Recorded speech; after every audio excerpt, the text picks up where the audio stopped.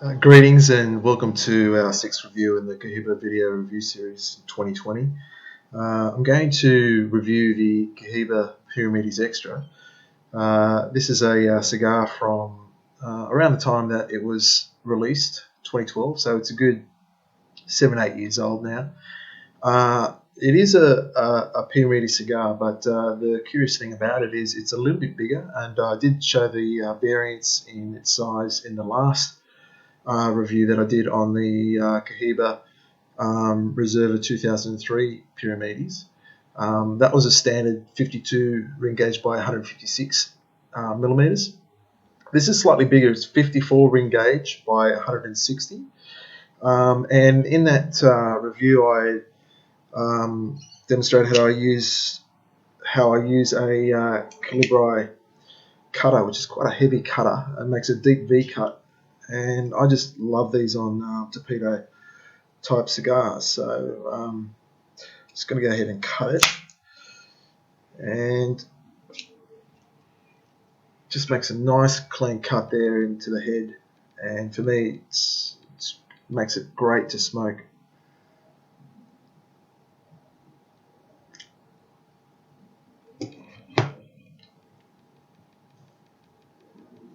Just trying to pick up on any cold draw notes.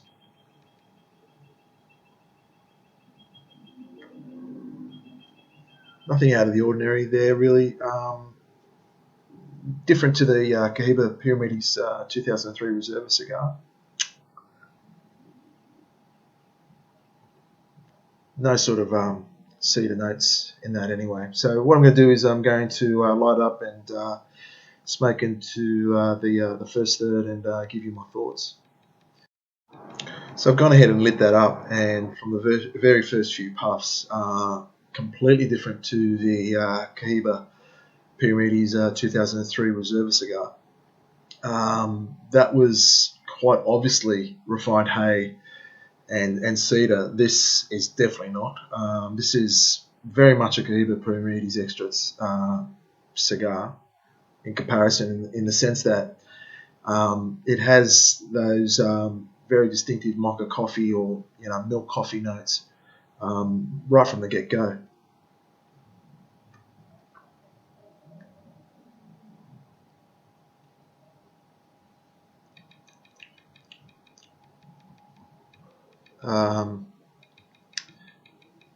The mocha coffee is the main flavour, but there is a little bit of that honey sweetness for sure that we all come to know and love in Cohiba.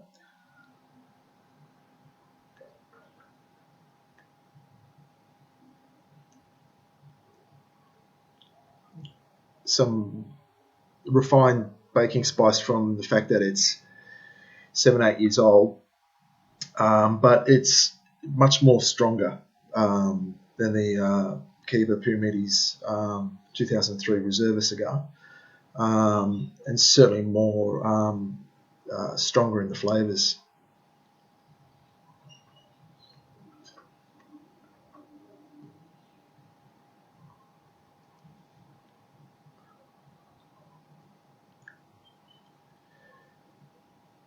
I wanted to just talk about the Piramides cigar in general for you. I did spend a little bit of time prior to this review on researching the shape of the cigar. Now, there's, I guess, in terms of categories of cigar shapes, there's not a uniformity in categorizing them. I tend to stick to Cuban cigar websites and trust Trevor Lee's initial research on the topic, because if you go by shapes outside of Habanos cigars, it can get quite categories can get quite big, or not big, but bigger than what they are on Cuban Cigar website. And on Cuban Cigar website, they label cigars as either Parellos or Figurados. And when they mention Parellos, they're talking about cigars that are straight cigars, because pareo in Spanish means straight, even, or flush. And the great majority of cigars these days are those straight cigars. Now, the Figurato cigars are classified as the Piramides cigars or the Bellicosas, such as a Bolivar Bellicosas Finos or a Sancho Panza Bellicosas, or the double Figurados, like the or the Cohiba cigars that are tapered at the head and the foot. Now, I can tell you that double Figurados were the dominant shape in cigars, but in the 19th century.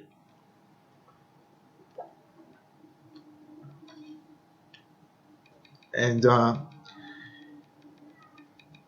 this was the case until about the 1930s, when pareo straight cigars started to take over.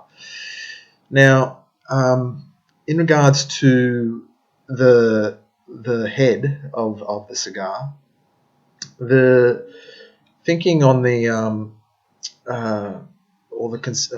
there isn't a consensus on the naming of the shape of the cigar being a torpedo or a pyramide. There's no consensus there. If you research it yourself, you'd see that some people say that a pyramide is tapered at the head and continues straight along, and the torpedo is the opposite, or the torpedo is the one that's straight along and tapered at the head, and the other one's opposite. From what I could tell from looking at this cigar and some other pyramid cigars that I've got in my humidor, they seem to me to be tapered at the head, and they taper to a larger size all the way down to the foot.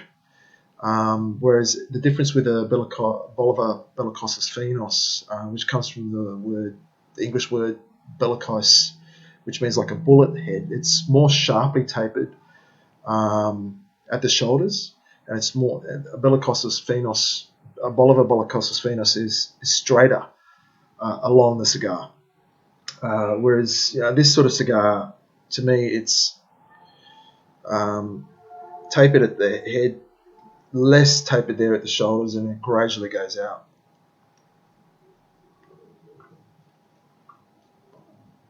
What it means is, and I wasn't able to get some definitive research on this, but it did make me curious, and that is cigars like the Monte Cristo No. 2, which is one of the biggest selling cigars in the world, and that's the most famous pyramid cigar. We know that it's 52 ring gauge, but it's 52 ring gauge at the foot and towards the center. When you get to the head of it, it tapers down to the 42 ring gauge, which I mentioned throughout this video review series is what I consider the optimal cigar ring gauge to smoke. And I can imagine why, in the early 20th century, why Habanos cigar producers went for that sort of size, in the sense that they wanted to go for a bigger cigar, but not so much at the head.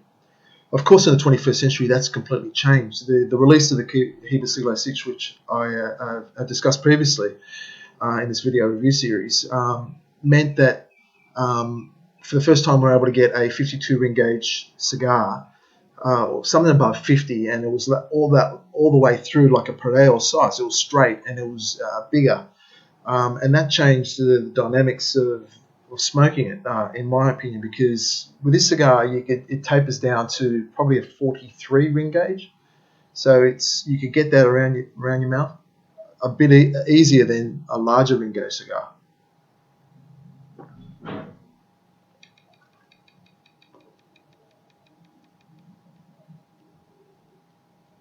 Anyway, this is still got strong mocha coffee notes and that honey sweetness, a little bit of earthiness that I mentioned in my previous review that I expected, that I do tend to get out of all these. I'm just curious.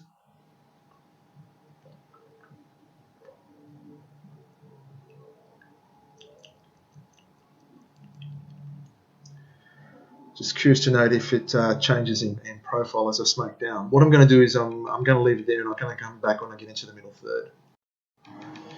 So I've smoked it down into the middle third, and again, the burn is a little bit uneven, but it was even bigger along one side. But as per usual, I'm not going to touch that up because as I have explained in previous reviews, I tend to let the cigar correct the burn itself as much as I can, and I'll try to prevent any charring from any touch-ups, unless I have to. This cigar, look, in my opinion, from smoking a number of them over the years, it's a rich cigar. It's a rich in flavour. If you go on the Banos SA website, when you look at cigar shapes, they talk about larger ring gauge cigars being more fuller in flavour and leaving the flavour around the palate, whereas the smaller cigars are much more sharper on the tongue, is what they say, and that's why the smaller cigars, and I'm talking about Menudos and Perlas, possibly Maevas or Petit Coronas, 40 ring gauge, 42 ring gauge and under. That's why it says on their website why they don't have Ligero leaf in them. I can understand that. In relation to this cigar, in regards to Cohiba in general, this would have to be one of the fuller flavoured cigars in the Cohiba range, in my opinion. And it's a sort of cigar that you're going to pull out when you want, a strong cigar, because even after 7 or 8 years, this is stronger in flavour than any of the other Cohiba cigars that I've smoked in this review series. And it's different, definitely different. It's definitely indicative of the flavors that I get in the Linea Classica cigars, in that it has that mocha coffee, not so much the refined grass hay. It has I could tell more of the butteriness in it as I smoked down. There were a few instances of spice, but it's settled down now to be more like mocha coffee, honey sweetness, bit of citrus to it.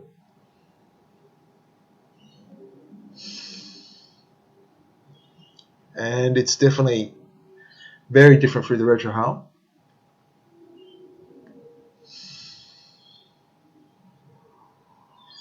Much more stronger through the retrohale than the Cohiba Piramides Reserva 2003 cigar that I had.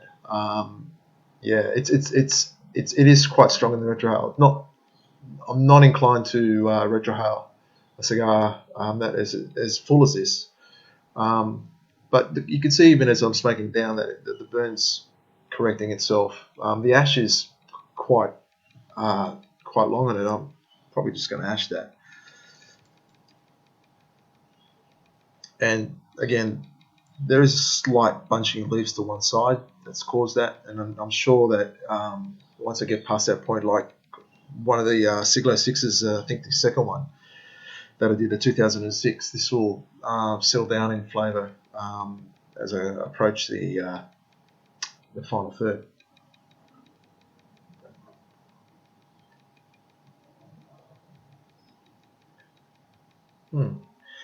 Okay, so I'll come back into the final third and give you my concluding thoughts on this cigar. So entering the final third, you can see the burn's corrected itself as I thought it would. So this is practical evidence there that why one should refrain from touching up the cigar if possible. There's the evidence itself. So yeah, so it was always burning well.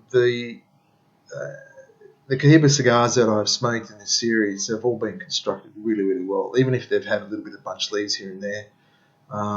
The ash length has always been spot on, and they've all smoked well. The draw's been very, very good in all of them, and this is the case with this cigar.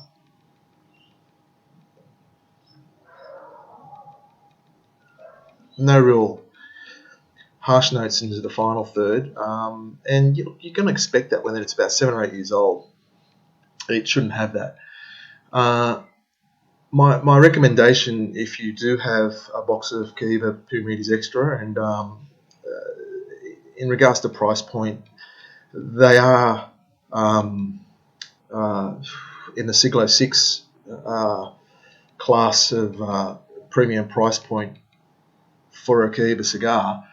I recommend that you pull it out when you want to smoke a cigar that's richer in flavour and strength, as I've mentioned previously. This is not the type of cigar that you would equate to the Linear 1492 cigars, which are milder, in my opinion. This is, much more stronger in the mocha coffee and the slight earthiness that I mentioned at the beginning of the review. Still going to get a little bit of that honey sweetness and citrus, there. That's there in this cigar, but no, it's definitely not as mild as those Siglo cigars. So if you favour Cohiba with a milder flavour, then you're best to get other Cohiba cigars. If you want something that's a rich flavour, something that you could spend a good 2 hours on or more, then this is a cigar that you would get on, preferably on a special occasion.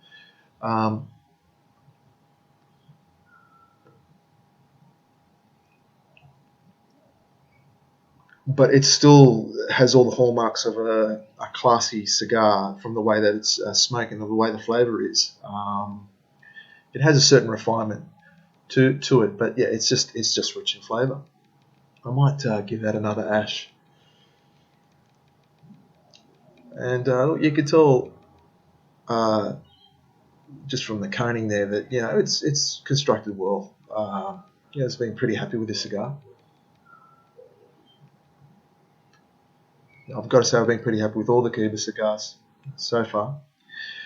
Look, I hope you've enjoyed this review and you've gleaned some new information from it. I look forward to seeing you in the next review in the Cohiba 2020 video review series. Until then, happy smoking.